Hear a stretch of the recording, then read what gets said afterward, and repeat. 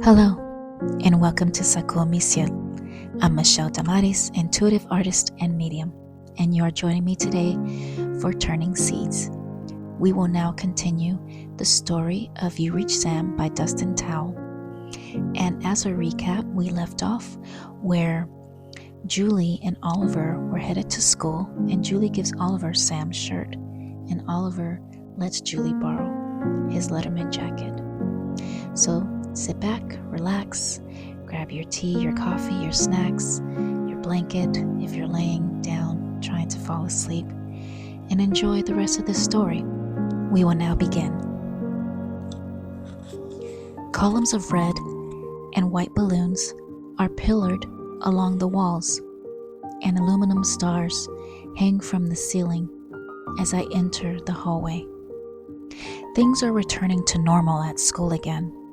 People are wearing bright colored t-shirts, playing music in the bathrooms, and throwing paper balls across the lockers. Any lingering sentiments of Sam's death have been replaced with school spirit. There used to be a picture of him on the wall by the bulletin board. I don't know if it fell down or if someone removed it, but it's gone now. There's a stack of student papers in each class, and for the first time in weeks, Sam isn't mentioned. It's like everyone has moved on from him. Somehow this doesn't surprise me. I see pep rallies, soccer games, and graduation are what's trending. My French test goes better than I expected. I spent all night studying for it, so I'm glad it paid off. I surprised myself on the oral portion of the test. According to Madame Leah, I've always been a natural at pronunciation. In English, Mr. Gill is out sick for the day and answered prayer. So our substitute, a swart, gray-haired man who squints when someone asks a question, tells us to read Animal Farm silently to ourselves. I work on my essay instead because I left my copy of the book at home. I love the topic I chose: how Octavia E. Butler's sci-fi novels are better at teaching history because of their emotional appeal to the readers. It's about the power of storytelling that humans have been primed for since the Stone Age, when they carved pictures on the cave walls. I draft 3 pages before the bell rings. I've been much more focused this week. I think it's the crystal. I make sure to carry it with me for peace and luck. How did your test go? Jay asked me at lunch. Pretty good, I think. Did you finish your group project? My group has 2 lacrosse players, he says, ripping a sandwich in half. So no. It could be worse. How? 3 lacrosse players? We laugh as Jay hands me half the sandwich. A second later, Oliver shows up. He places his tray on the table and squeezes a chair right next to me, forcing Jay to move over. Love the Earth shirt, Jay, Oliver says, stealing one of his fries. Jay is wearing one of the shirts he designed for his environmental club, and the one of a sick globe with a thermometer sticking out of its mouth. Thanks, I made it myself. And how come I never got one? Well, if you actually came to our meetings, you would have. I came to the first one, Oliver reminds him, then whispers to the rest of us, and it was a long one. Jay gives him a look. You know I can hear you. What? We didn't say anything, Oliver says, then winks at me and the others. Enough, guys, Rachel interrupts them and rises from her chair. There's a club emergency. The form is due tomorrow, and we still need 5 more signatures. Can you just, make them up? Oliver suggests. Rachel's eyes widen with hope. Will that work? She whispers. No, I say. We all glance at each other, trying to think of ideas that won't get us in trouble. Do you really need a school club to host a movie? Yuki asked. We can always get together informally. No, but if we get approval, the school gives us $100 budget for snacks, Rachel explains. Oliver smacks the table. Then we need to get those signatures, he says, and everyone laughs. Since you're popular, Oliver, do you think you can help us? Rachel asks, handing him the form again. On the condition I get final say on what we eat. Deal. Oliver holds up his hand. They high-five each other. Hey, it's Mika, Jay points behind me. I look up and see her walking this way. She hasn't made an appearance at lunch in a while. Mika, I call her name, but she hurries past us without looking at me and disappears through the hallway doors. Yuki frowns. Is she okay? She doesn't look too good, Oliver notes. He turns to me. Have you spoken to her lately? I've tried to, but she keeps avoiding me. Is she mad at you? I guess so. I look down at my tray, feeling guilty for letting things get this way. I missed the vigil after I promised her I'd go. I missed a lot of things, so she doesn't think much of me right now. I ran into her in the restroom yesterday, Rachel says. She was crying. Oliver leans back in his chair. That's rough. I wish there was something we could do. Me too, I say. The table goes quiet for a while. No one really touches their food, especially me. I can't seem to eat at all. How can I after promising Sam I'd make sure Mika's okay? I could have reached out to her more. It's like I'm failing him, failing the three of us. After all, it's my fault she isn't talking to me. I wish I could tell her about Sam. Maybe it would fix everything, and we would understand each other again. After a long silence, Rachel looks up at us. I have an idea. We should invite her to release the lanterns with us. It might help her too. I look at her. Lanterns? It's the idea we came up with, Yuki says, nodding. To honor Sam, we're going to release lanterns for him. They're called memory lanterns. It lets you whisper something to a person you lost, and the lantern will carry the message to them in the sky. Like little hot air balloons, Rachel explains. She uses her hands to cup something invisible. You can put a candle inside and watch them float away. She raises her hands as if releasing something. It's a long tradition across different many cultures, Yuki goes on. People have been doing it for thousands of years, all over the world.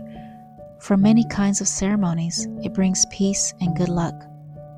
The image of the lanterns skimming the air floats across my mind. It sounds beautiful, I say. Rachel leans forward. That means you like our idea? I can't help smiling. It's perfect. She claps her hands together. I'm so excited. I've seen it in movies, and I've always wanted to do it. There is one problem, Yuki says, sharing a look with Jay. We are having some trouble finding a place to release them. It has to be away from town, somewhere like an open field. I think about this. I know a place, a field, I mean. I can bring us there. Perfect, Rachel says.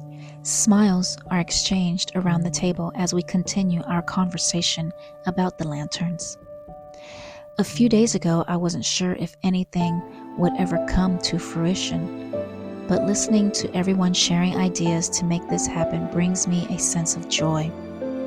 I realize this isn't about me anymore, especially if Mika and Oliver are there too.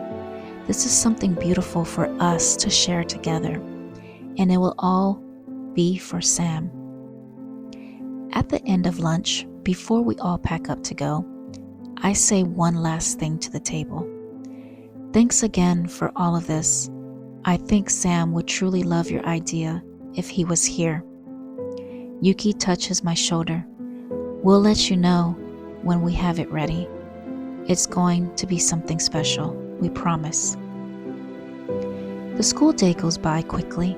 Oliver and I are supposed to walk home together, but he texted me last period saying he has to stay after class to discuss his grade.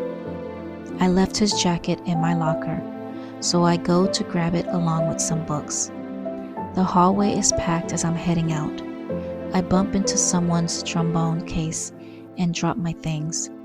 As I bend down to pick them up, someone murmurs something. Nice jacket. I look up to find the voice. Taylor stares down at me as I gather the rest of my things and straighten up. A group of her friends stand beside her, watching. Is that Oliver's? She asks. Of course it is. She knows this. What does she expect me to say? He's just letting me borrow it. When did you two become so close? What do you mean we've always been friends? She gives me a look. You know that isn't true. Oliver doesn't even like you. We used to talk about you behind your back. He didn't mention that? I clenched the jacket tight, unsure of how to respond to this. I should walk away. Who cares what Oliver used to say? Things are different now. Why does she want to ruin it? Why are you telling me this? Out of nowhere, Taylor rips the jacket from my hands. You think we all just forgot what you did just because Oliver's being friendly to you? What's wrong with you? I shouted, my cheeks burning. I reached for the jacket. Give me that back. Taylor throws out her arm, almost hitting me. What's wrong with us? She says back. We're not the ones who moved here to ruin everyone's life. What are you talking about? Taylor's eyes narrow at me. Her voice sharpens. Don't play stupid, Julie. It's all your fault he's dead. A chill goes through me as people around us stop to listen. I knew she would confront me with this one day, but I didn't expect it to be in front of everyone at school. I swallow hard, trying to keep my voice steady. Don't you blame me for that. You don't. Don't you pin this on anyone else. Taylor cuts me off. She presses her fingers to my collarbone, forcing me to step back. You made him drive an hour away to pick you up. Sam was only trying to spend time with his friends. It was the first night all of us were together since you came here, but you wouldn't even let him have that. We were all there, Julie. You made him leave and ruined everything. That's not true, I say. He was the one texting me. I told him he didn't have to go.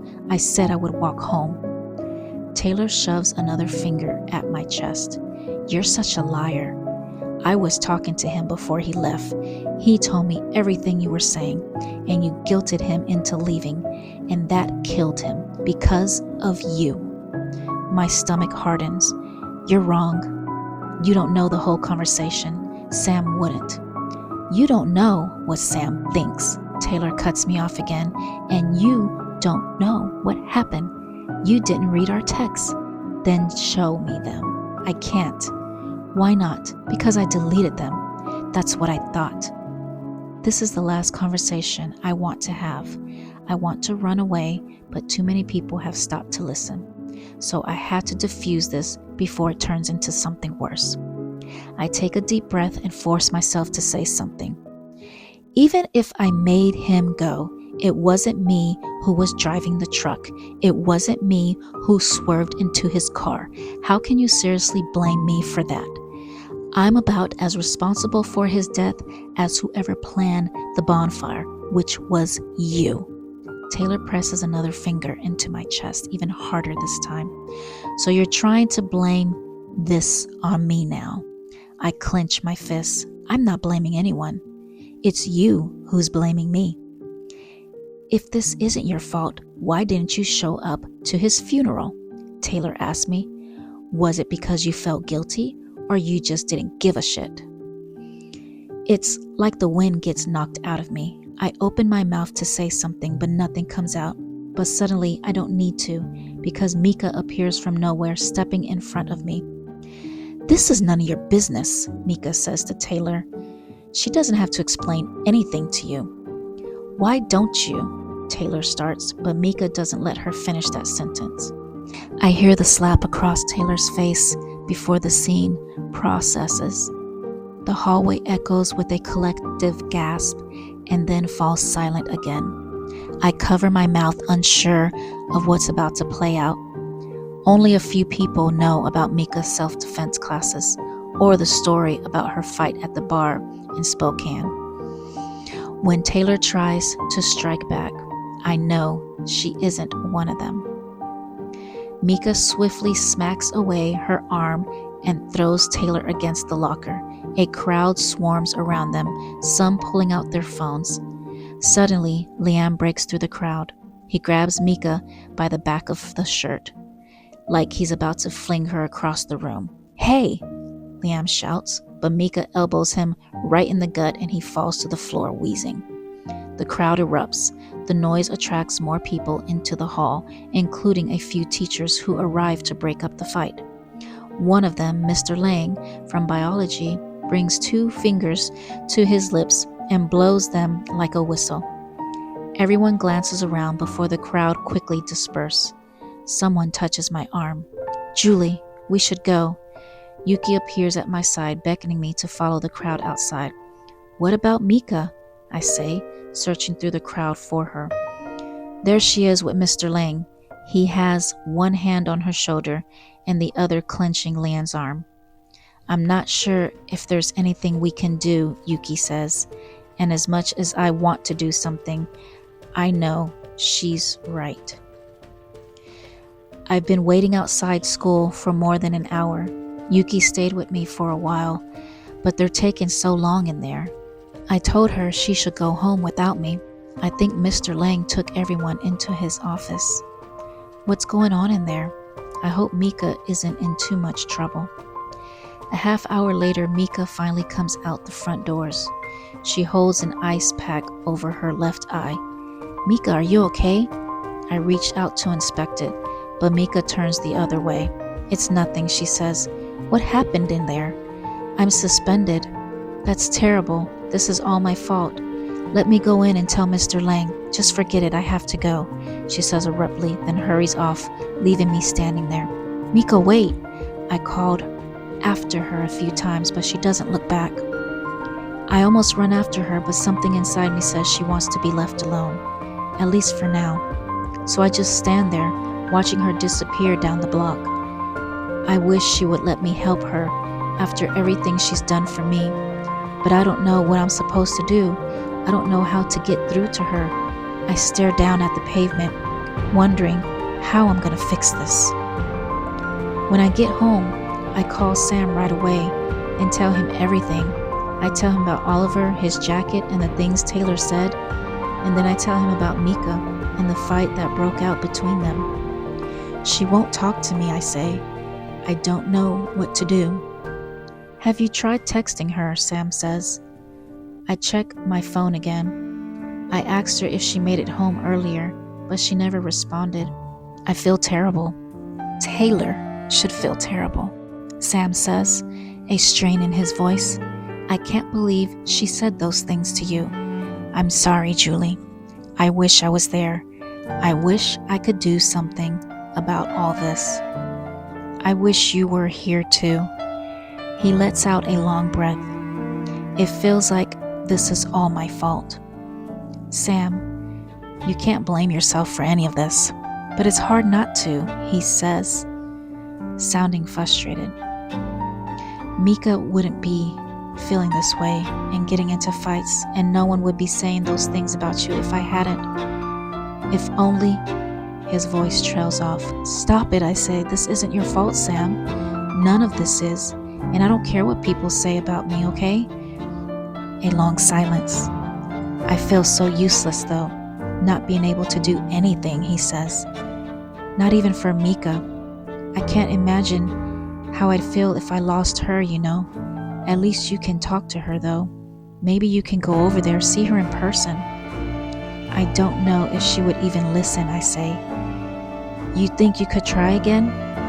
You know I want to, I say, but every time we talk, I always have to hide something from her, and I think she can sense it. It's like this wall between us now. So what are you thinking? I hesitate to answer this. I'm afraid what he'll say. I want to tell her about you. I think it would fix things between us. I think she'd understand. Sam goes quiet. Do you think I shouldn't? I don't know, Jules, he says. I don't want something bad to happen to our connection. But you said there's also a chance nothing will happen. I remind him. I mean, maybe nothing will. It's still a big risk, you know. So you're saying this is a bad idea? Sam goes quiet again, considering this. I'll let this be your call. I stare out the window, wondering what to do. I wish you gave me clearer answers sometimes. I'm sorry. I wish I had them. Chapter 12. I couldn't wait another day to see Mika. I couldn't leave things the way they were. The guilt was eating me up, making it hard to focus. The sun cast shadows along the driveway as I reach the front door to her house. The van is parked outside the garage, so her parents must be home too. I hope it'll be her mom who answers when I ring the doorbell. Whenever there was bickering between us, she was the peacemaker. The sound of footsteps let me know someone's coming. Mika's front door had multiple chains and locks. I listen from the other side as someone undoes them. One after the other, the door cracks open. Mika peeks at me through the length of a chain. What are you doing here? I was hoping we could talk, I say. About what? Anything. Mika says nothing. She just stares at me through the doorway. Can I come in? I ask. Mika considers this. Then she shuts the door on me, and I think the answer is no. But the last chain unlocks from the inside, and the door opens again. Mika looks at me without a word before turning back inside. I take off my shoes and follow her into the hall. Steam rises from the kettle as Mika goes to shut off the stove. I hang beneath the archway of the chicken as she grabs a few things from the cupboards. I sense something different about the house. I sniff the air. Incense? It's coming from the other room. Since Mika seems busy at the moment, I decide to follow the smell. There is a wooden cabinet in the living room. On the middle shelf, whiffs of smoke rise from a silver bowl where the incense is burning. A beautiful bowl of fruit sits beside it. I noticed the cabinet the first time I came over to Mika's house a few years ago. It's always full of photographs, portraits of people in Mika's family whom I've never met. She once told me they were pictures of ancestors. She said, it is a symbol of respect for the dead. And then I see it, a picture of Sam that wasn't there before. He's smiling in his plaid shirt, a blue sky behind him. Something cold moves down my back, sending a shiver through me. I keep forgetting that to the rest of the world, he's dead. It's the best one I could find. I turn around. Mika is holding a tea tray. The picture, she says. My mom and I picked it. She said he looked handsome. I can't seem to find the words. I just stand there staring at his photo. Mika sets the tray down on the coffee table. I was making tea before you got here, she says. We sit on the couch together. Mika lifts the teapot and pours me a cup without asking. I notice her left eye. It's a little bruised, but not as bad as I expected. It's chrysanthemum, Mika says. Thank you. I blow on my tea. I can see Sam's picture from where we're sitting. It's like he's watching over us. I notice Mika looking at it too. I wished they asked me for his picture, she says. Who? The school. I didn't like the one they used in the paper. They should have asked me. I remember the article. It was his school photo. Sam would have hated it too. The one you picked is perfect, I tell her. Mika nods. She takes a sip of tea. I'm sorry about your eye. How did it happen? One of Taylor's friends threw a purse at me when I wasn't looking, she says.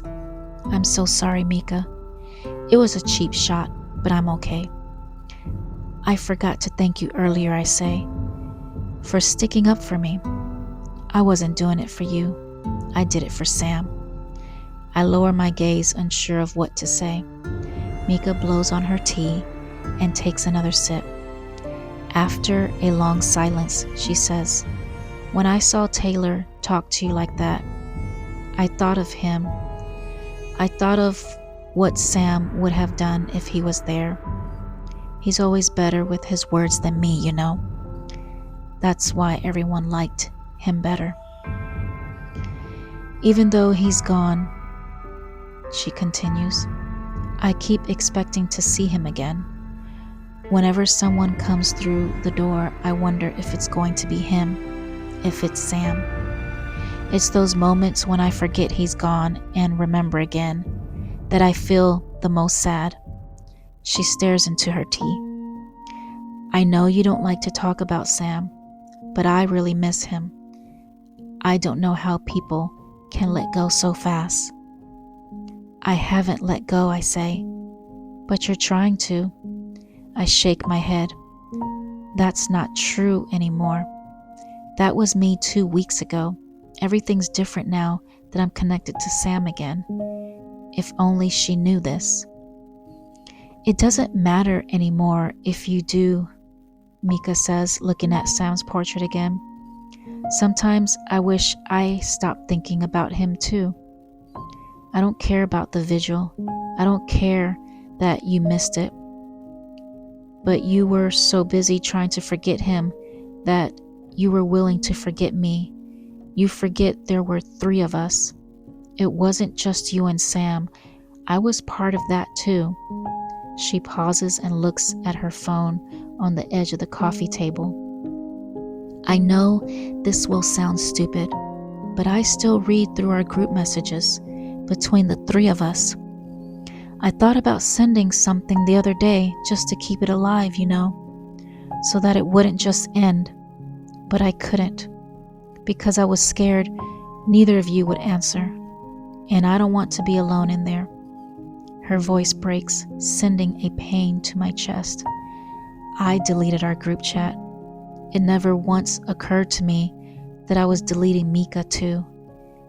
I want to say something to fix this, but I know there are no words good enough. Mika stares deep into her tea again and continues in almost a whisper. The other day, my mom was looking for pictures of me and Sam together for a photo album, but she said it was hard to find one without you in it too. So instead, she made it about the 3 of us. She wipes her eyes with back of her sleeve, trying to keep herself composed. You know, when it happened, when Sam died, I remember thinking, how are you and I going to get through this? What are we going to do? You know, I kept waiting for you to text back, return my calls, and show up at the door, but you never did. You didn't even want to see me. Her voice gives out, as if she's holding back tears. It was like when I lost Sam, I lost you too. She wipes her eyes with her sleeve and goes on. His family came over a few days ago. I guess his mom still wakes up to the shock that he's gone. For the first few days, she kept checking his room to see if he might be there, like it was a dream or something. She called my dad to come over to help move Sam's things out, but then she changed her mind again. They're just sitting in boxes in his room, like she's keeping it for him, in case he comes back or something. My eyes are watering at this point. I should have been there with her at the beginning. I should have shared some of this pain. I take her hand. Mika, I'm sorry. I shouldn't have left you alone like that, okay? I promise I never forgot about you and Sam. I still love him, and I still think about him every day. Mika pulls her hand away. It doesn't look that way to me, she says through tears. Seems like you moved on with your life. I see you with your new group of friends, all of you at lunch, laughing like nothing's wrong, like Sam was never even here. She wipes her eyes again. Did you even cry once when he died? The question stabs me. I hate that she thinks of me this way. Of course I have, I answer. Had she asked me this back at the diner, I might have said otherwise. But I'm not the person I was then because I found Sam again. If only I could just tell her this. I know it might not seem like I care about him, but I do. Of course I do, Mika. It's complicated. You have to understand. I know when you're not being completely honest, Julie, Mika says. I know when you're keeping things from me too. I also know you meant what you said at the diner that morning. How am I supposed to believe you changed your mind since then? Just like that. Because something strange happened since then, I tell her. I wish I could tell you, but I can't. I'm sorry. You have to believe me, though. Mika dismisses this with a shake of her head. I can't do this, Julie. I am tired of all of these non-answers, she says, and I can't take being ignored anymore. What do you mean? I've called you 12 times since he died, Mika says, and you've never picked up. I know you didn't want to talk to me when I needed you, and yet you expect me to sit here and listen to this? Mika's been calling me? I stare at my phone again, trying to remember when. It's Sam's calls, isn't it? When I'm on the phone with him, nothing else comes through. That's why I keep losing text messages, calls, and I don't know what else. It's like our connection is blocking me from everyone else. It's keeping me from Mika, the person Sam asks me to make sure is okay. And I can't even explain myself to her. It's my phone. It's all I can say. Something's wrong with it. What else am I supposed to say? How do I fix this without telling the truth? Maybe it's time you go, Mika says abruptly. She looks away, letting me know she doesn't want to hear anymore. Like she's about to get up, ending our conversation. I wish I could tell her everything, so she will understand why I've been acting the way I have, and no, I haven't let go of Sam, because I never needed to, because he never left me. But I don't want to risk our connection. My hands clench and unclench as I hesitate on the couch, deciding. After all, Sam left it up to me, didn't he? And there's still a chance nothing bad will happen if I tell her. I can't keep letting Mika think this way. I can see how much she's hurting. I need to be there for her like I promised him. I can't let her go through this alone anymore. I can't lose her, too. I want to break down this wall that's building between us. I don't even know if she's going to believe me, but I swallow my breath and tell her anyway. Mika, listen. I take her hands before she gets up. The reason I'm not getting your calls, or why I'm not grieving over Sam, is because we're still connected. Me and Sam, I mean. He isn't gone yet. What are you talking about? This is going to sound strange, I start to explain, carefully choosing my next words. But I can talk to Sam on the phone. I can call him and he picks up. Our Sam? Yes. Mika gives me a look.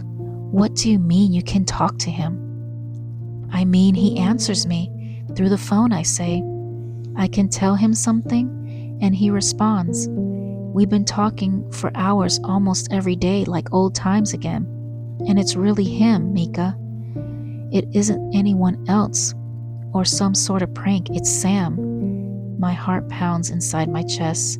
I don't know what else to say. Mika takes this in. Are you sure about this? I lean forward, squeezing her hands. I promise it is.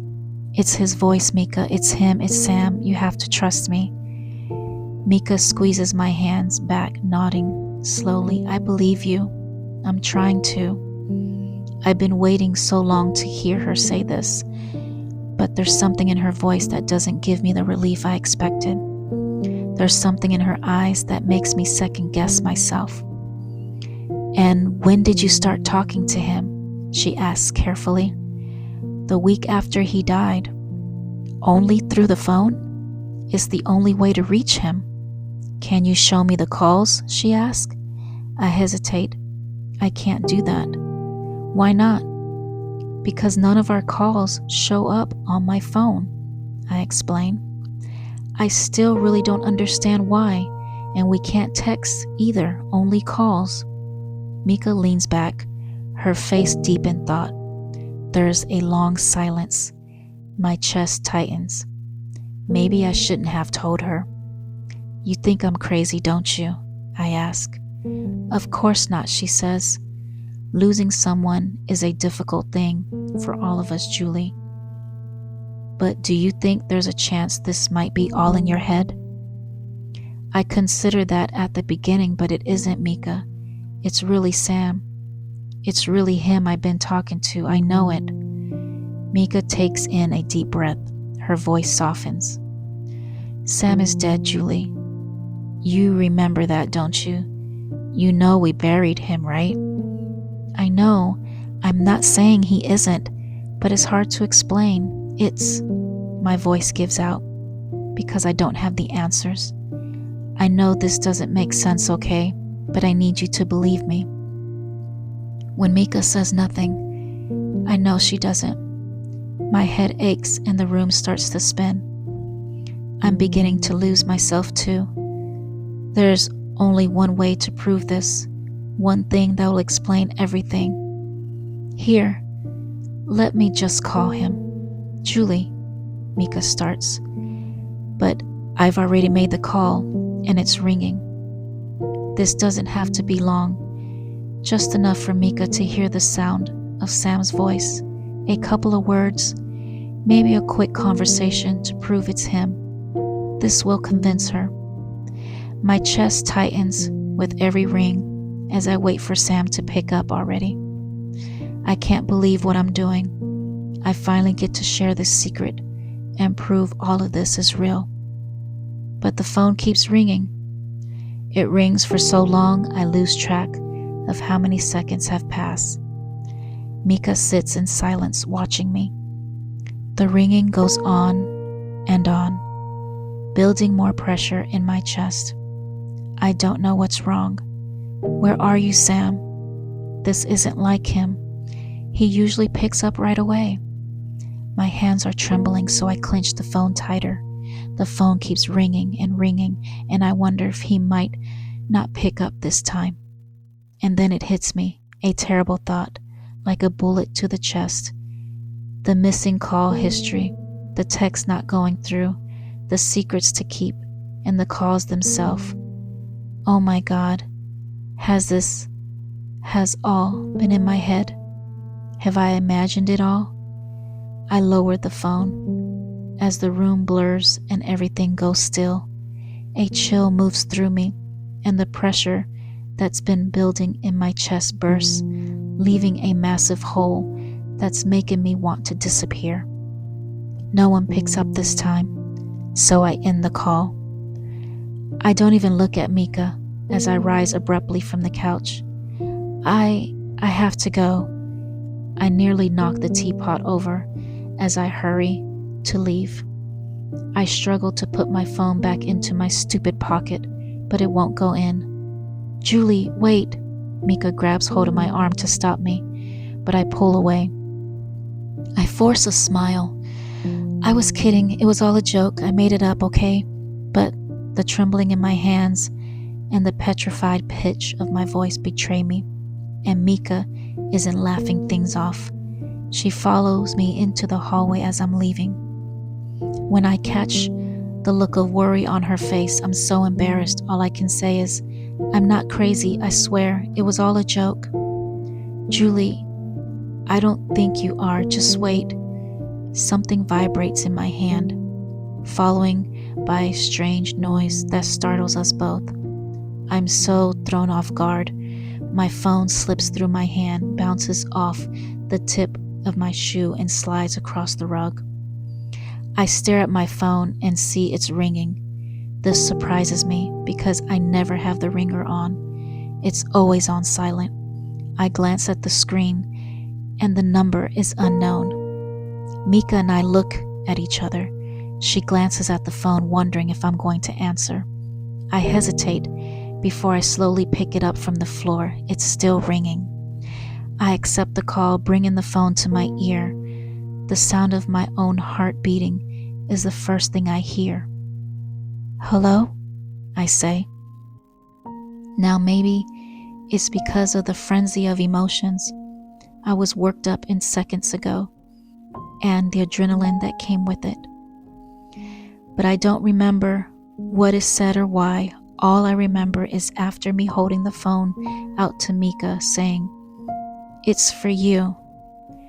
Mika blinks between me and the phone, then she takes it from me and holds it to her ear. There's a pause before she speaks. Hello? Who is this? My heart races as I stand there. I can't hear anything from the other end. Sam? Which Sam? Mika looks at me, her brows arched. But that doesn't make any sense. A silence as she listens. How am I supposed to believe this? She says into the phone. I don't know. This just can't be true. It continues like this for a minute or so. Mika puts a hand over her other ear as if to hear him better and wanders off. It's a nervous tick of hers pacing around, especially when she's on the phone. I follow her into the kitchen, leaving some space between us. I don't want to overwhelm her with this. A call with Sam. I don't know if I believe this. Is this some sort of joke? Mika asks. Another silence. Her brows arched and come together. Ask you what? It's strange to only hear one side of the conversation, like skipping pages in a book, trying to piece the scene together. I wonder what Sam is saying back. What kind of a question? Mika says, sounding confused. You mean that only you would know? Let me think then. She looks at me for a moment, then looks away. She whispers into the phone. Okay, if you're Sam, tell me. The year Julie moved here after I met her for the first time. What did I say about her that I told you to never repeat? Mika pauses to listen. The answer must have been right because her eyes widen. She shoots me a look of surprise and asks, Did he ever tell you this? I shake my head, somewhat confused. What did she say about me? Mika turns away, continuing the call. Okay, something else. A harder one, let me see. She pauses to think. Okay, what about this? When we were 7, when Grandpa was dying, you and I went to visit him in his room when we weren't supposed to. Do you remember? He let us play around by his bedside. On his nightstand, there were 4 things sitting there. we never touched them, and we never even talked about them after. But if you're really Sam, you would be able to recall those things in Grandpa's room, because I can. So what are they? I close my eyes and imagine the nightstand as Mika listens over the phone. As Sam answers, she repeated each object out loud, one by one, as if recalling them herself. A single white feather, an origami swan tied to a string, a ceramic bowl painted with the face of a dragon filled with incense. And the last thing? She asks. I don't get to hear what the last object is, but Mika doesn't repeat it. Instead, she goes silent for a long time. When she turns to look at me, her eyes are watering, and I know it must have been right. It's Sam, she gasped. It's really him. A sensation goes through me that I can't explain. One not only of joy, but relief. I almost pinch myself to make sure this isn't a dream, that this is all happening, and that Mika is here too, telling me it's really Sam on the line, telling me I'm not imagining it, telling me this is all real and has been all along. Mika stays on the phone with Sam for a while, asking a dozen questions, crying and laughing all at once. She keeps glancing over at me, smiling. She squeezes my hand and rests her head on my shoulder, maybe to let me know she believes me or to thank me for this. Even though I've been talking to Sam for a while now, I still can't believe this is happening, that the three of us are connected again. When the call ends and we hang up, Mika and I hug each other, both of us crying, neither one able to speak. I can feel her trying to grasp how she found herself here, in this impossible alternate world where time moves in another direction, where the fields are endless, and where the ground beneath us has never been more unstable. Although I'm beginning to lose track of which way is up or down, it's a wonderful sense of relief to have someone else here with me, someone who can look, see what I see, and tell me I'm not dreaming. Or maybe we're dreaming together. I'm not sure, but it doesn't matter right now. Neither of us wants to wake up from this. Later that night, when I'm back home, I call Sam again to talk about everything that happened. He picks up right away this time, like he was expecting me. I thank him for talking with Mika and for letting me share this connection with someone else. I wasn't sure if it would actually work. I say, holding the phone tight. How come you never mentioned you could call me before? Because I'm not supposed to. What do you mean? I didn't want you to know yet, because if I ever call and you don't pick up, our connection ends right there. You mean forever? Yeah, a chill goes through me. How do you know that? It's one of the few things I know for sure, he says. He doesn't explain things further.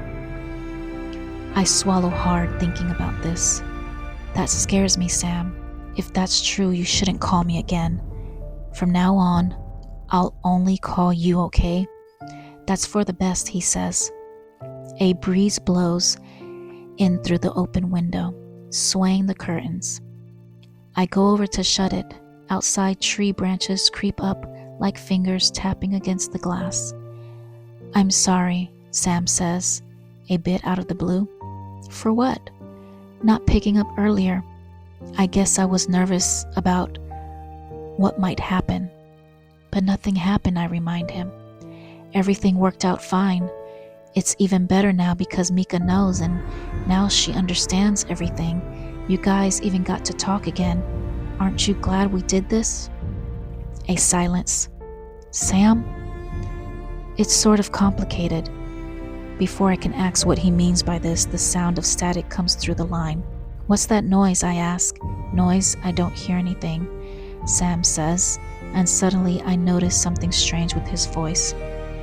"Sam, you sound like you're moving farther away, like the receiver is drifting from him. Is everything okay?" More static comes through. I stand and tilt my head, adjusting the angle of the phone to try to get a better signal. "Everything will be okay, Julie," Sam says. "I promise. But I have to go now, okay?" "Wait, go where?" I ask him, but he doesn't answer this. All he says is, "I'll talk to you soon. I love you." The call ends abruptly. I stand by the window in silence, wondering if I should call him back.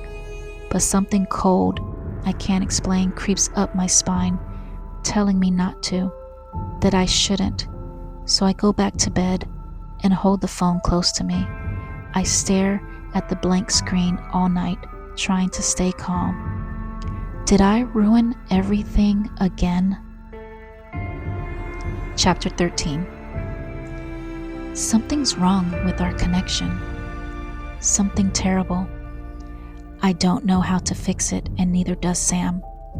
It reminds me of when a storm comes and thunder flickers the lights, throwing off all the electricity in the house, and nothing works. I keep waiting for the clouds to part, for the weather to change, but every time I look out the window, the sky is still bruised and purple. It's hard to not let it get to me, because I asked for this, didn't I? This is my fault. I made Sam talk to Mika, and ever since then, our calls are not the same anymore.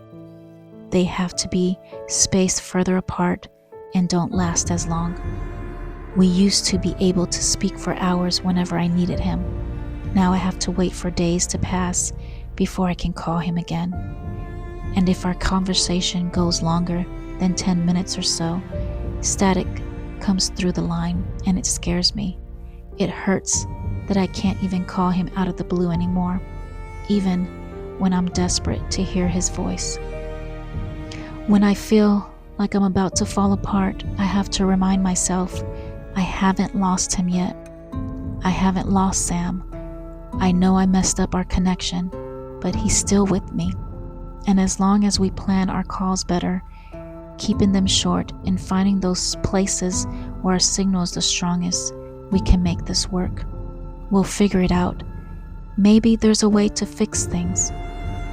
It's been 2 weeks since I told Mika everything, since I let her and Sam speak to each other again.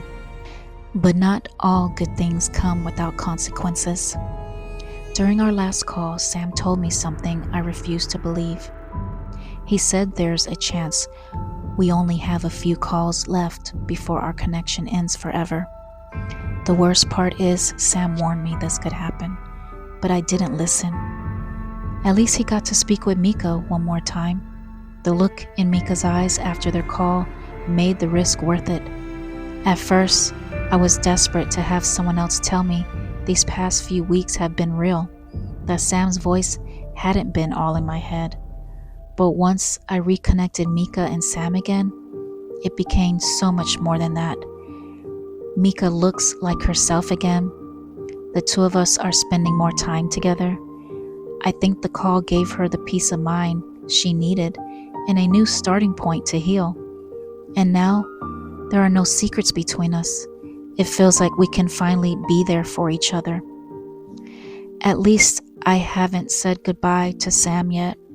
As long as I don't, we'll stay connected, right? Isn't that what he promised me? I'm not ready to let him go yet. I hate imagining my life without him. I wish I could hold on to him, keep him with me for as long as I can. I don't know what I'll do when he's gone. This is all I think about now as I stare at my phone. I do this all day long when I'm not talking to him. On the off chance he calls me and I need to answer right away so that our connection never breaks again. Are you expecting a call? I look up from the table as the room comes back into focus. Oliver is sitting across from me, waiting for a response. We are at a small table in the back of the cafe, Sun and Moon. The Moroccan lamps are on, flickering like real flames, even though it's daylight out. At least it isn't crowded this Saturday morning. The two of us had been coming here a lot lately. He always ordered the chai latte with extra foam. I tried an Americano for the first time today instead of my usual coffee. I'm not quite sure what the difference is. You look like you're waiting for a call or something, Oliver says. Earth to Julie, you there? I blink a few times and come back to myself. Sorry, I was lost in thought for a second. What were we talking about again? Oliver lets out a breath. Graduation. Right. What about it? You really weren't listening, he says with a sigh. It's a few weeks away, remember? Cap and gowns. That one Vitamin C song. Tell me this is happening too soon. I guess so. I'm trying to not stress out about it. Seriously, he says, groaning. I wish we had another month to figure stuff out, you know. Do you even know what you're doing after yet? I thought I did. I thought I had everything planned out, from the apartment I wanted to live in to the different writing classes I would take.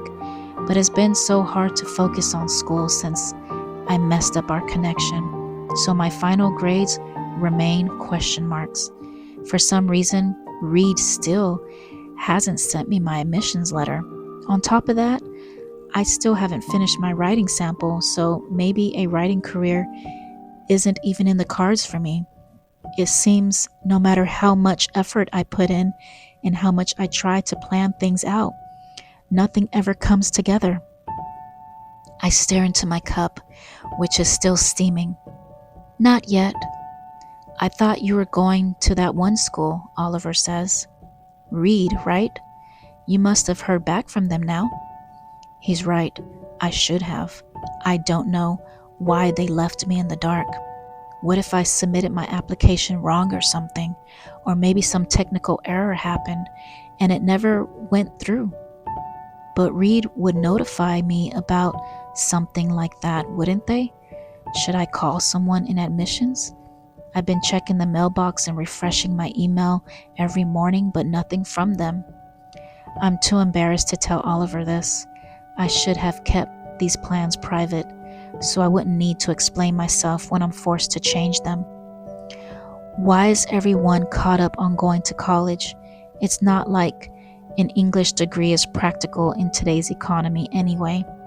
Why bury myself in loans to write when I can do it on my own? I mean, some of the greatest writers never went to college. Hemingway, Twain, Angelo, I could go on. Admittingly, their circumstances were different from mine, and it was a long time ago, but there is still a point to be made. Of course, my thoughts will probably change once I get accepted, but as I'm learning, you should always plan for the worst. Actually, I'm thinking about sticking around here, I say casually, and take a sip of coffee. Here? As in Central Washington? Oliver asked, arching his brow. But you hate this place more than anyone I know. You always said you'd be the first one to go. I mean, Central isn't a bad school, but it isn't anyone's first choice, I can tell you that. You go because it's next to home. Oliver looks around us, leans into the table a little and whispers, Is it because you got, he gulps, waitlisted? What? Absolutely not. His eyes widen. Rejected? No. And it's rude of you to ask, I say defensively. Maybe I changed my mind. I'm allowed. I mean, you're going to Central too, aren't you? Yeah, but I'm from here, so it's different. It's what we all do. So you stay here just because? Oliver shrugs. Pretty much. It's an Ellensburg thing. You wouldn't get it. You're from, he makes a long arch in the air with both hands, Seattle. He takes a sip of his latte and sets it back down. You're practically an alien to us. I feel like one around here. That's what's keeping you? It's obvious you can't stand it here, but I don't blame you for that. You always seemed ready to leave. Even if it meant finding a job, waiting tables or something. I mean, you even convinced Sam to. He stops himself. I drop my gaze because I don't want him to look at me in the eye and see he might be right. That maybe Sam is one of the reasons I don't want to leave. They were once our plans, after all, moving to Portland together, finding an apartment, and taking whatever part-time jobs we need to save up money. He'd played his music somewhere. I'd find places to write, but he isn't here anymore, so I have to figure everything out alone. I stare at the table. I just need a little more time. Yeah, I get it, Oliver says. He reaches across the table for my arm. Listen, at least you'll have me here. Maybe we can take some classes together. I'll need someone to copy off of. You always know the right thing to say. He leans back smiling. I have a way with people. I take a sip of coffee, ignoring this. We finish our drinks. At noon, I have to leave for work. I push in my chair. Did you want to walk with me? Oliver checks his phone. I would, but I'm meeting someone. I give him a look. Oh, who is it? He hesitates. Jay. I give him a different look. What's that look mean? Nothing. Good. I sniff the air. Is that why you're wearing cologne? I'll have you know I wear cologne all the time, Oliver says, folding his arms. Yes, but I've been noticing it more recently, I say. Aren't you late for work or something? I can't help smiling as I leave, but not without whispering. Is that a new shirt too? Please go. I wink at him. Tell me everything tonight. I spot Tristan as soon as I enter the bookstore. He's balancing on a ladder trying to nail down a poster I've never seen before. It's been a while since we worked the same shift. Mr. Lee is out of town for the weekend, so he asked both of us to watch the store together while he's away. I stare at the poster. Who is that? It's General Grizz from the Space Ninjas, Volume 3, Tristan says. A classic. He looks sort of like a bunny. A mutated rabbit, he corrects me, from a lab experiment. Gone wrong? Yeah, you read it? Just a wild guess. Tristan starts down the ladder, nearly stumbles, and plays it off with a nervous laugh. He runs a hand through his hair and dusts off his shirt. I set my things on the counter. Beside the register is a tray of streamers, trading cards, stickers, and some name tags. I turn to Tristan. Are these things for the book club? No, it's actually for the Space Ninjas event, he says, gesturing at the other posters around the room. I'm working to promote it. I just made our store the regional meetup location. That's incredible. We must have a ton of people coming. Well, only 8 people signed up so far, he admits, and most of them are friends from school. That's not bad. I'm sure more will come. I know you're not big on science fiction, but we're having a Space Ninjas 4 movie release party soon, he says. You can come if you want. I can add you to the mailing list. Why am I not already on it? Tristan blushes. I'll send you the link. I tie back my hair, step around the counter, and open the register. There's a box of bookmarks I've never seen before. I go through them. Tristan, where did these come from?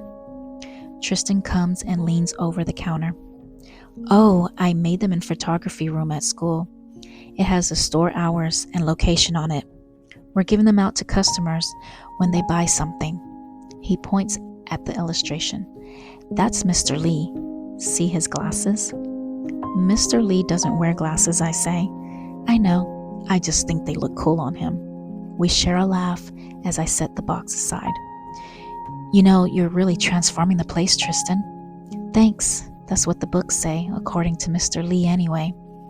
I look around the store, noticing all his personal touches, the posters, the bookmarks, the collectibles in the sci-fi section that Mr. Lee moved up a row. Tristan even redesigned the store website, linking all the new social media accounts he's been running. I hate to admit this, but I'm a little jealous of his creativity. He always sees things through. Maybe I should come up with some creative ideas too, imbue the store with my own personality and help out Mr. Lee some more. I think about this as I go back to work. Tristan hangs around the counter arranging some things on the tray. When I catch him looking up at me a few times, I get the sense he wants to say something. After a moment, Tristan coughs to get my attention. So, are you still coming tomorrow? I look at him. What's happening tomorrow? The film festival. I hold back a gasp of surprise. Oh, right, of course. I also got you a wristband for the after party, Tristan says, scratching the back of his head. It's sort of exclusive, they said. Everyone's been texting me about it, but I was only able to get one extra wristband, and I wanted you to have it. I smile at him. That's so sweet of you, but don't feel you have to use it on me, especially if so many people want to go. No, I mean, what I meant is, I want to go with you. Oh, it would mean a lot to me if you came, Tristan says, running a hand through his hair, his cheeks turning red. There's gonna be food and music and a bunch of people. It's like a fancy, but you don't have to dress up if you don't want to. I mean, I'll be wearing a suit because my mom already got it for me, and some other filmmakers might too, but you can wear whatever you want. An after party? He never mentioned this before. I thought I would see his film, congratulate him afterward, and head off. Now there's suddenly food and music and people getting dressed up. The way Tristan describes this makes it sound like a bigger commitment than I signed up for. Also, like a date or something. Maybe I'm overthinking this, but I am most certainly not ready for a date. What would Sam think? I sense my phone inside my pocket and imagine how he might feel. So you're coming, right? Tristan asks again. I bite my lip, unable to meet his eyes. It pains me to do this, but maybe this isn't the right time. I'm sorry, Tristan, but I don't think I can go anymore. He blinks at me in surprise. Oh, that's okay. I totally understand, he says, forcing another smile. I guess maybe next time or something. I stand there as he grabs his tray and takes it to the back room without another word. Maybe I am overthinking the festival. I feel terrible for canceling on him at the last minute, but my connection with Sam has already started to crack, so I can't take any more risks. It feels like forever since I last spoke to Sam. It's hard to focus or think about anything else except hearing his voice again. When I get home, I play the CD I always kept on hand and pretend he's there in my room, practicing his guitar.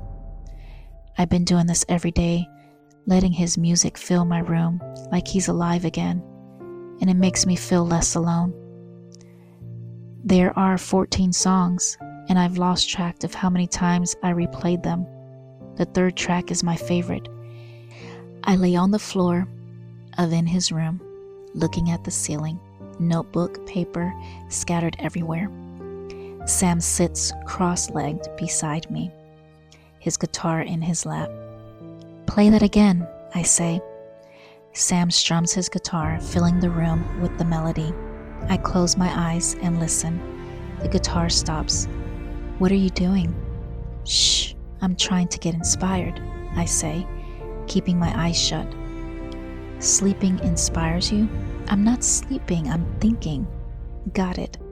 Sam continues, playing as images dance across my mind. Infinite blue skies, a couple holding hands, cherry blossoms falling from the window. I sit up and jot some of these things down. I look at Sam. What should the story be about? What do you mean? We're writing a song. Every song tells a story, Sam. He scratches his head. I just thought it had to rhyme. Songs do more than that, I say. They're supposed to make you feel something. So what's the emotion we're going for? What's this about? Sam thinks about this. Love, I guess. That's too vague, Sam. Aren't most songs, though? Not the good ones. Sam falls over the carpet, groaning. Can't you just come up with it? You're the writer. You're better at this. That's why I asked for help. I went through my drawers the other day and found my notebook.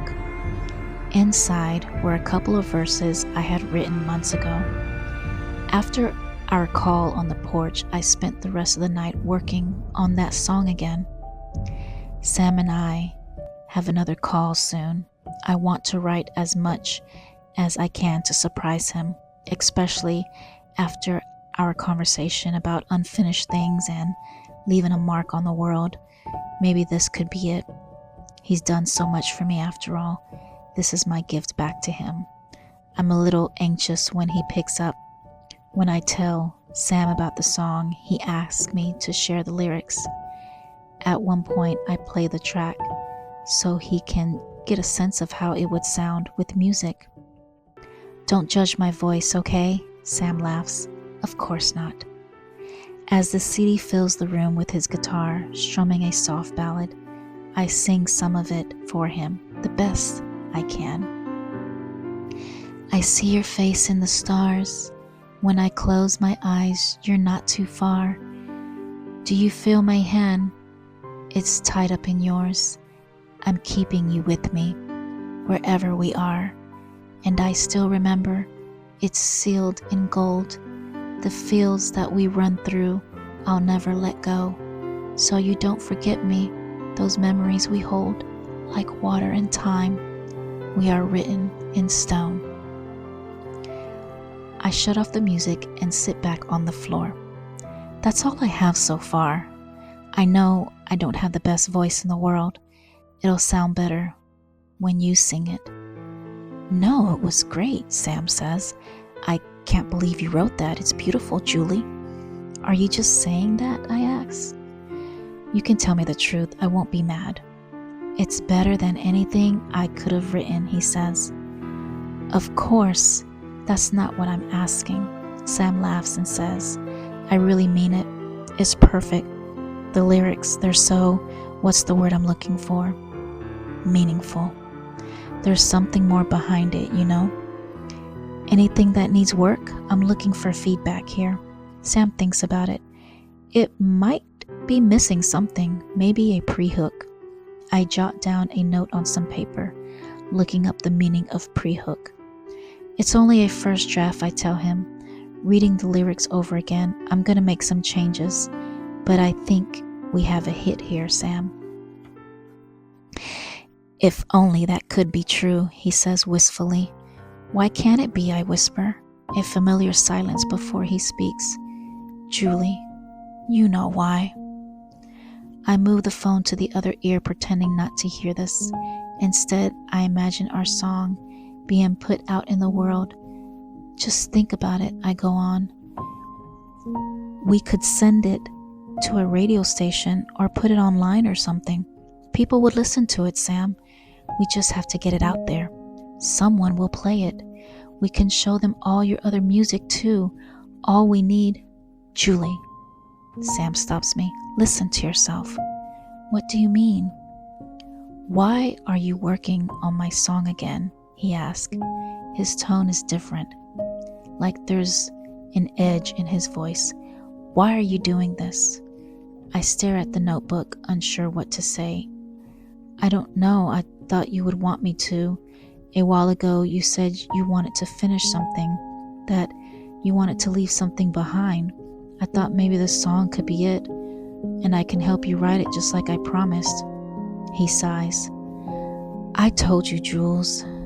I didn't want us to talk about this, about what I never got to finish, he says. There's no point anymore. But what's the big deal? It's just one song, and I don't mind doing this. You have all these beautiful songs lying around. I can help you finish them. I can put them out into the world, and maybe we can... Julie, stop. He cuts me off again. Please, don't do this. What am I doing? Sam lets out a breath and softens his voice. Listen, I appreciate what you're trying to do for me. I mean that. But you have to let this go, okay? This idea about working on my music and putting it out there for people to listen to, it's too late for me. I've already accepted that, so stop wasting time on this, okay? Please. I want to do this, though. I want to help you. You shouldn't. You need to focus on your own life, okay? You have to stop thinking about me all the time. I don't think about you all the time, I say back. Why is he talking to me this way? I have my own goals and things I need to finish, like my writing. I think about myself too. Good, Sam says. I'm glad you do. I'm glad you have other things going on in your life. I'm glad you have a future to think about. I squeeze the phone tight, speechless. I never expected the conversation to take this turn. I thought I was doing something good. I thought this would make him happy. So what if I think about us sometimes? What's wrong with that? Why can't we talk like we used to, like before everything was taken away from us? I don't say any of this out loud.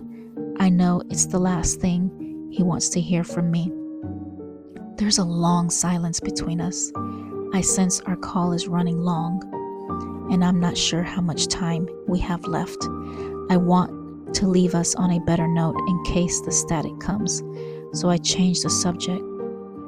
The film festival is tomorrow night.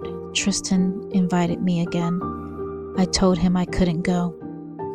How come? I don't know.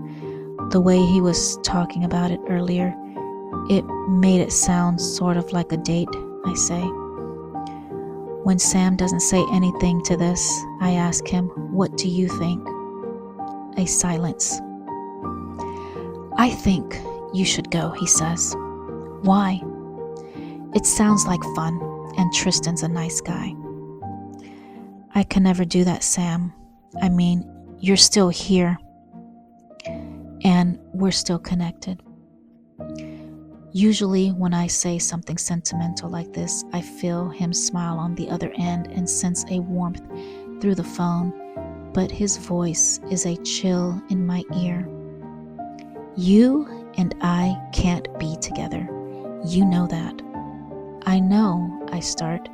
It doesn't sound like it. I say nothing.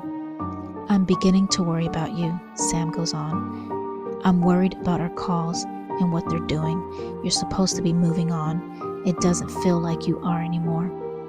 Sam, I'm fine, I promise. But you don't even want to go to a friend's movie premiere.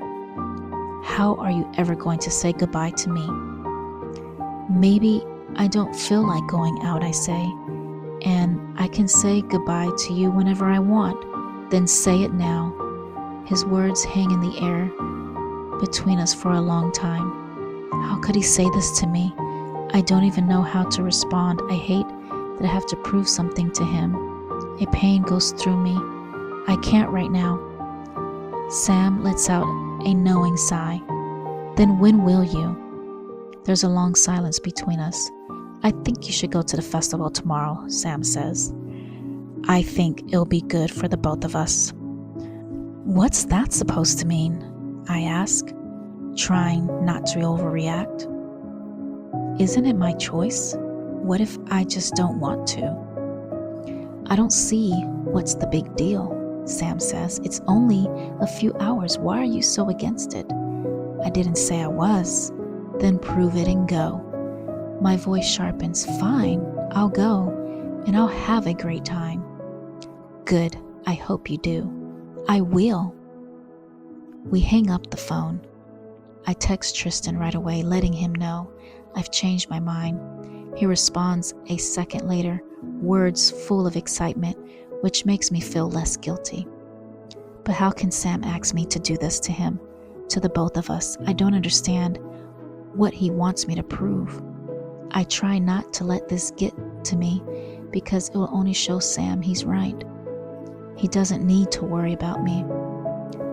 I wish our call hadn't ended badly, especially tonight. I get a text from Yuki telling me everyone's on their way over. It happens to be the night we plan to do something special for Sam. I'm supposed to take us back to the fields to release the lanterns. I think about asking them to postpone it, but they've put in so much effort, I can't let everyone down. I have to collect myself and not let the call bother me. I think about what Sam said earlier. Maybe I am wasting too much time on us. I need to focus on my own life instead. Jay sits in the front seat with Oliver, and we pick up Mika along the way. This is the first time all of us are together. I am squeezed in the back between Yuki and Rachel. Jay brought some snacks and passes them back to us. I admit it makes me smile to see everyone jam-packed in the car eating Pocky sticks. And it doesn't escape me that one person is missing. Jay is navigating with his phone and finds a different path that will cut our walking distance in half. The sun has vanished by the time we reach the spot, replaced by a vast ocean of a night sky freckled with stars. I use my memory of that day with Sam to guide our walk through the woods. I'm surprised I remember everything, especially in the dark. Mika has her arm linked through mine for the entire walk. When I see the tips of the barley jumping across the top of the fields like fish, I make us stop. We're here. The others release a collective breath as we stare out at the view in awe. How did you know about this place? Rachel asked. Sam brought me here once. I don't tell her when this was. We move further down the fields until we find the perfect spot. Jay unzips his backpack as everyone helps prepare the lanterns for the ceremony. How do these things work again? Oliver asks as Rachel comes around handing out paper lanterns. The hot air from the candles will help them rise, Yuki says as she begins lighting tea lights for us. We just have to let them go. I watch as my lantern blooms with warmth and light. It's like holding a piece of the sun in my hands. These things are massive, Oliver laughs, moving his lantern up and down. I look around at everyone and see their faces illuminated by the lantern lights, their smiles, the grass swaying at our shoes, the sky starry and endless, and breathe in the beautiful moment we're sharing. I never thought I'd be back here in the field so soon, especially with all our friends. I turn to Yuki. Is there a significance to this? When you release them for someone, that is? It's to let them move on, Yuki explains. When we release the lanterns, we help release them. The lanterns will guide them to where they need to go. But why does Sam need to go? I ask her. The others look at each other. I realize how strange the question sounds. I only mean, why do they need to be guided? I think they just need to hear from us that it's okay. Sometimes it's hard even for them, Yuki says. They need our blessing. She turns, holding the lantern towards the sky.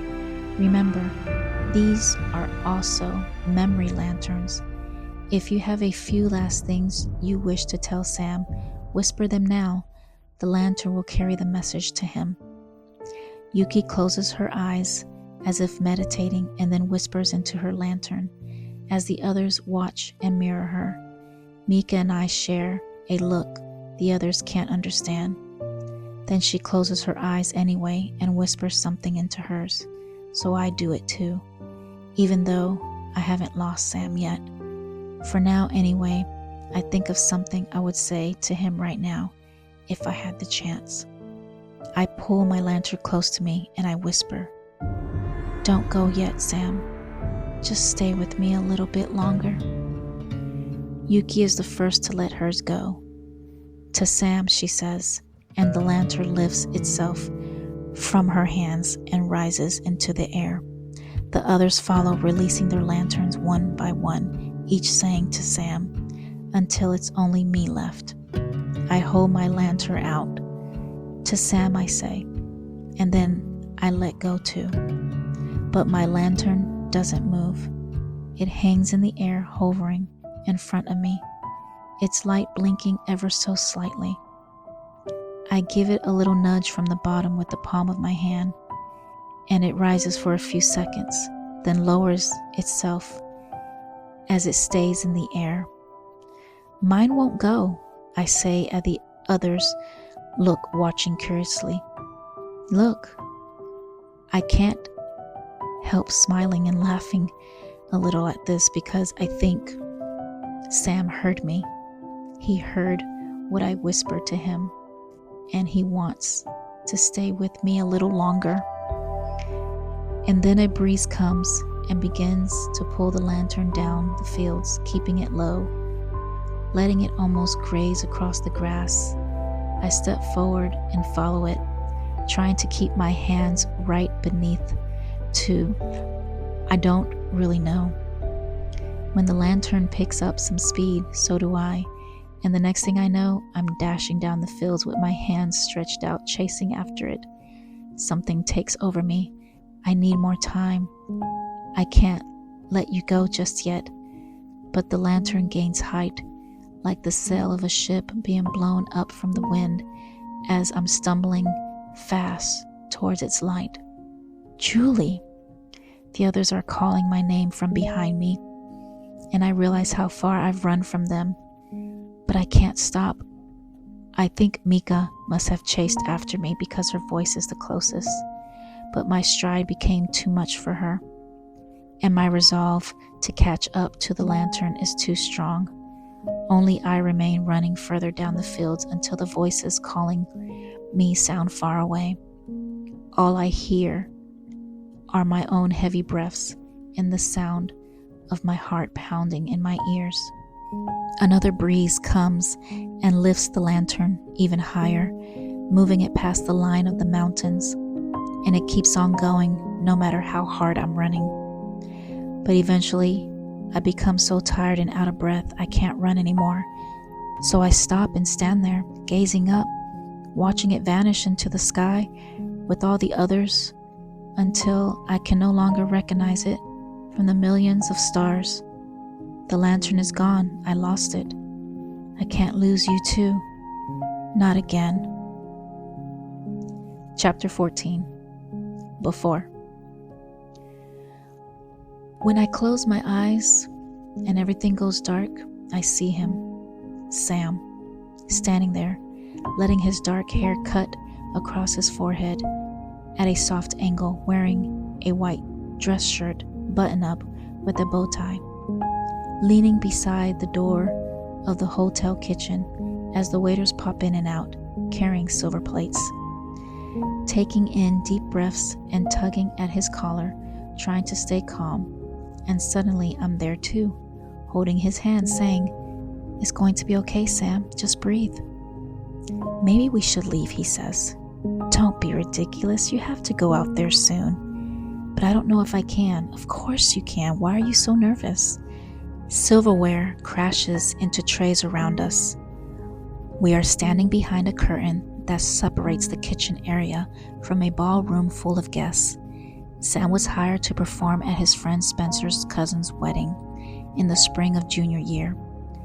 They gave Sam a list of songs they wanted him to sing, and he's been practicing for weeks. It's his first paid gig, and I'm not letting him back out. I don't know anybody out there, he says. You know Spencer and me, I'm here. Sam tugs at his collar again, so I help loosen the knot of his bow tie, letting him breathe easier. The first bead of sweat appears on his forehead. I move his hair out of his face. What if no one likes it? He keeps looking around. Of course they will. Why else would they have hired you? You're going to do great out there. We didn't even have a real sound check. You've practiced this a million times. You're going to do great.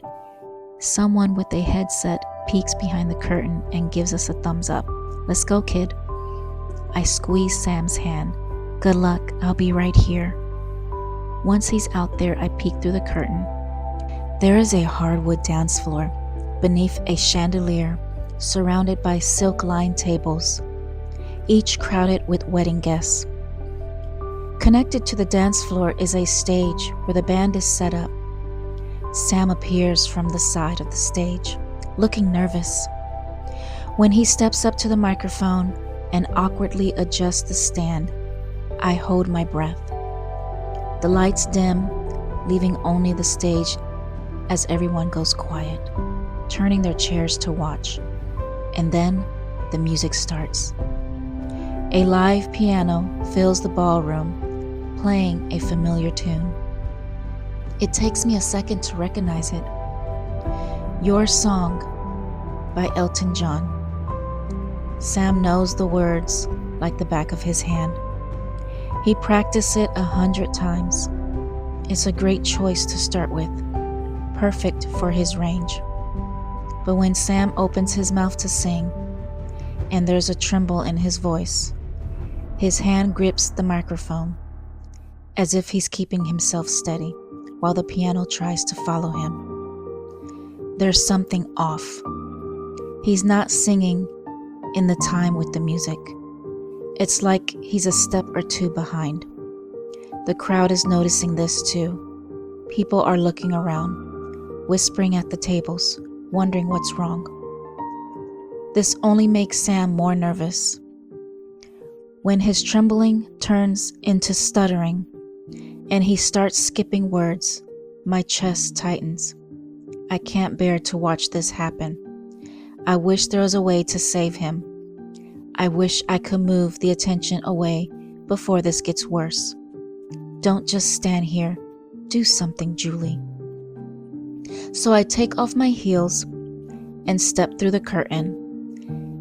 At one of the tables in the middle of the room, Spencer is sitting beside his brothers. I make my way over and grab his hand. Yo, what's up? Come with me, huh? I pull Spencer out of his chair, leading him onto the empty dance floor as everyone turns to look. What are we doing? Dancing, just go with it. Oh my God. My heart is pounding as I place a hand on Spencer's shoulder as we get into position and begin what we hope is a waltz. We have no clue what we're doing or how we look, but everyone is watching us. I don't make eye contact with Sam as we begin our dance. I'm afraid it would make him more nervous. Instead, I lift Spencer's arm and make him twirl me around him to the rhythm of the music. Our dance is going more smoothly than I expected. At one point in the song, Spencer puts his arms behind my back and dips me, making the tables around us cheer. I don't know if it's the piano, Sam's voice, the burst of adrenaline, or the attention of the room. But we suddenly get into this. The lifts, the turns, and our spins across the room come almost naturally as we continue our dance. Maybe we're actually good at this, or maybe it's all in my head, and to everyone else watching we look ridiculous. But it doesn't matter, because I look over at Sam and see him smiling for the first time. His face is glowing in the spotlight as he steps down the center of the stage, as far as his microphone cord allows him. and extends a hand to us as he hits the chorus with a newfound confidence. I look back to him from across the dance floor as the drums come in, followed by the guitar, and we feel a spark move between us. A crowd of people has formed around the edge of the dance floor. Eventually, a few of them step in and start dancing too, pulling in others with them.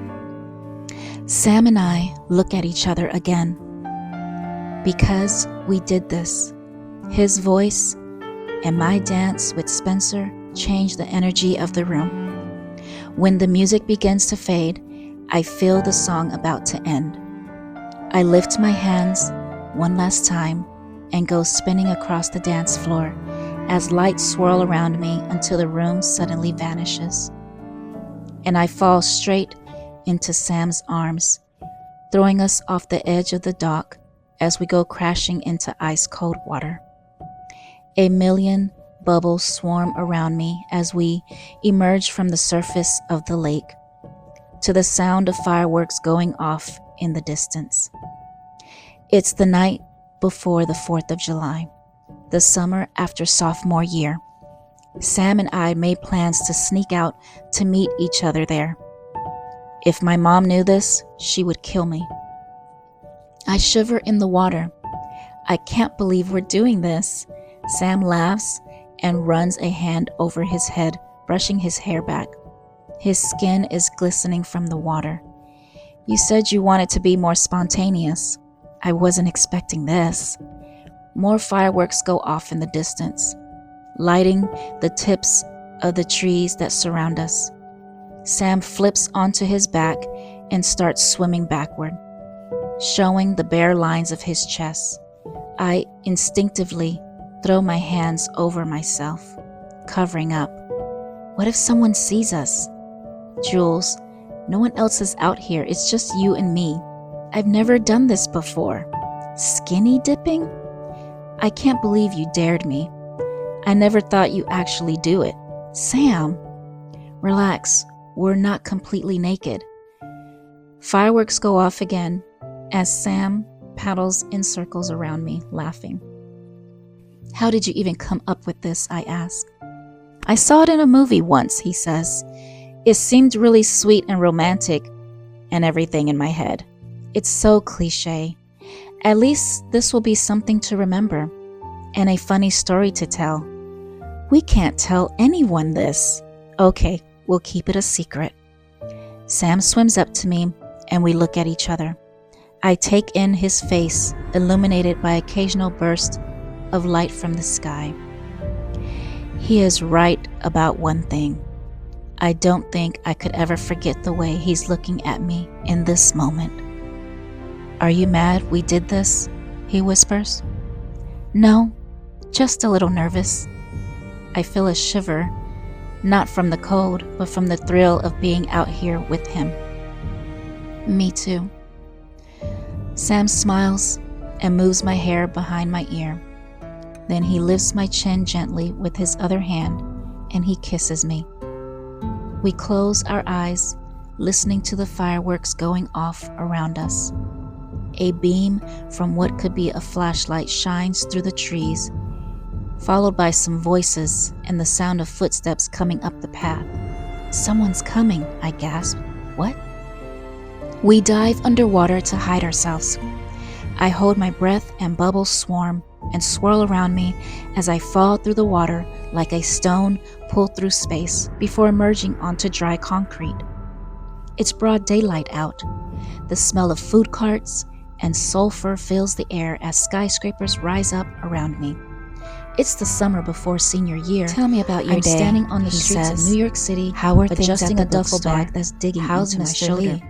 As Sam suddenly appears, it was nice to be back. Feels like pulling home, along a suitcase. I say. No time to stop. And We gotta Mr. go. Lee is fine. Hold on. He gave me this Sam journal is the leaving other for day. Japan. I forgot in an hour to and tell 42 you. minutes. It's The almost next subway too to the beautiful to airport write arrives any minute now. So you're writing And again? if he misses it, he could I'm miss starting his flight. to. He's Today, spending at the least. entire summer in Osaka That was with why his he brought me grandparents. to the fields to So inspire he me again. and I planned a I goodbye wanted to weekend trip surprise him together. with this, Before but I'm no good he heads at off. holding things in. Sam glances at his phone for Actually, directions. I'm This writing way. about you.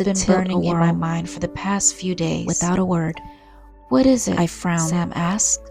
unsure how to get It's through about to our him. calls. Whatever it is, James, I'm about sorry. having to keep this a secret. It makes me sad that you aren't I was talking wondering, to me. Can what you at would least tell me happen what if I did told wrong? someone? James looks at me for the If first I'm time. honest, Julie, Sam says, You're taking I'm Sam not from completely us. sure.